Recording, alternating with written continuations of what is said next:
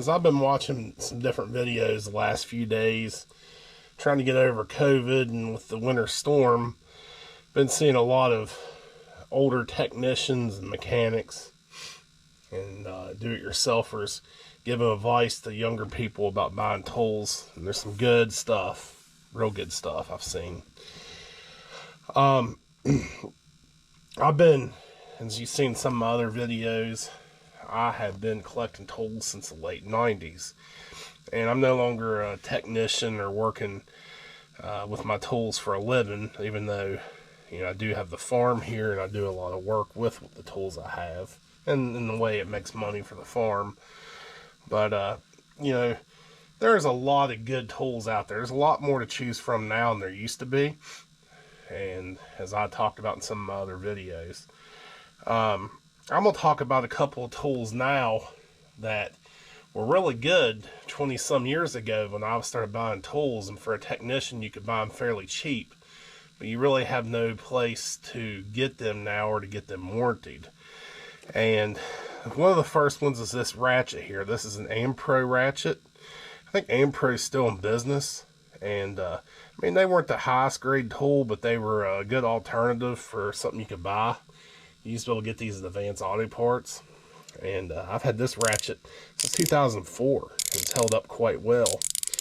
But one of the problems is AimPro, no longer you can really find it to get it warranted. Now, I don't know if Advance will stand behind the warranty. I couldn't tell you on that. But, you know, that was one of the downsides of buying a tool brand like that, you know, you can only get it one place. You know, how are you going to get it warranted? Another example, now these I do know, I have been able to get these warranted, but Greatneck. And I bought a lot of Greatneck tools through the years. Used to be able to buy them at AutoZone. And when I first started out, these were a good viable option. Sure, they're not great, but they were pretty cheap, and they had a lifetime warranty. Now, AutoZone did stand behind one of the ratchets, Greatneck ratchets, that I bought there in 2002 that finally crapped out in 2017, and they replaced it with a Duralast. And, you know, that's what I'm getting to next. You know, there is a lot of different tools out there, as you know, different places to buy tools. I mean, the internet's just crazy. But I've really like Duralast tools from AutoZone. There's AutoZones close to me, and I've been purchasing a lot of Duralast stuff the last few years if I need any tools, which I really don't need no more. I have all I need. But I am a AutoZone rewards member, and after I spend so much money, I can usually get some free merchandise, you know, $20 or whatever to pick something up and normally get a tool. So the last few years I bought some sockets. I always need 10mm sockets, so this 10mm rail of all these different 10mm, 1/4 inch and 3/8 drives has really been handy. I mean, yeah, they're not snap-on quality, but for, you know, what they are, I couldn't go wrong. So I picked these up, and then about 5 years ago, I was needing some cheap 6-point metric sockets, which I had plenty. I was looking for some extra ones to keep over the heel, where I got a set of tools in the barn over the heel. And so I had these over there in that toolbox, and they've held up fine. I hardly use them, but if I need them, I got them. Now, my prized Duralast tool that I've had since 2007 is this Duralast 1/2-inch drive ratchet with a grip, comfort grip. I can no longer find this ratchet, and it's not the most ergonomical ratchet as far as, you know, teeth. It's definitely a little coarser than a lot of ratchets that's out there, but I tell you what, this hasn't been a bad ratchet for the money. I think I gave $20 for it back in 2007. But I really like that ratchet, and I hope it lasts me, because I don't think I can get it replaced. I have also acquired a few, as you've seen some other videos, Duralast tools at auctions through the years and box lots. And I got a few wrenches and things I've gotten over Duralast. So held up pretty well. Had it in one of my other videos. I've even picked up a few at the flea market or yard sales for, you know, pennies on the dollar. But I picked this set up a while back at AutoZone. It wasn't much at all. I don't remember how much. But it's got a couple breaker bars, 3/8, a half. It's got some 1/4-inch stuff, some reducers, swivels. I think this was pre-pandemic. I think it was 25 bucks or something. It wasn't bad.